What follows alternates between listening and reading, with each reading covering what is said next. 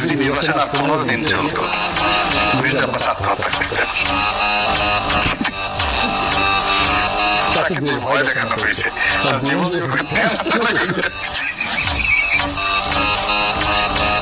আমার যদি গোয়াল মোছানোর হাঙ্গরও হয় কিংবা নিত্যমিও হয়, তবুও নাসিরুদ্দিন পাটোয়ারিকে খেতে পারবে না।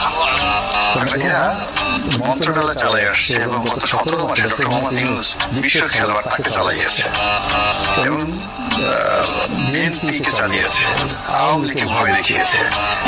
নাসিরুদ্দিন পাটোয়ারির কথা চিন্তা করেন, যদি নির্বাচন আর 15 দিন চলত, মির্জা আব্বাস আত্মহত্যা করতেন। তাকে যে ভয় দেখানো হয়েছে, তার জীবন